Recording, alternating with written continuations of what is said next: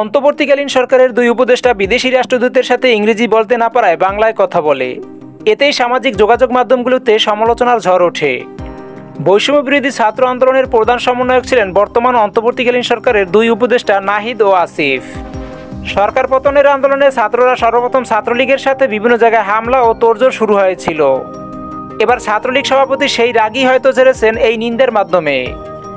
দর্শক, সম্প্রতি বিদেশি কয়েকজন রাষ্ট্রদূতের সাথে দেশের বর্তমান পরিস্থিতির বিষয়ে আলোচনায় বসেছিলেন নাহিদ ও আসিফ।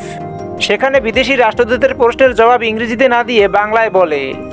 আর এই বিষয়টি একটু সময়ের মধ্যেই সামাজিক যোগাযোগ মাধ্যমে ছড়িয়ে পড়ে।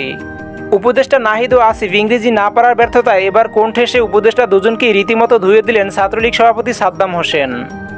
অন্য একটি ভিডিও বার্তায় দেখা যায় সাদ্দাম হোসেন বলেন, উপদেষ্টা নাহিদ ও আসিফ ইংরেজি বলতে পারে না, ওদের চেয়ে বাচ্চারাও ভালো ইংরেজিতে কথা বলতে পারে, এমনকি আমি নিজে ওদের থেকে ইংরেজিতে ভালো কথা বলতে পারি।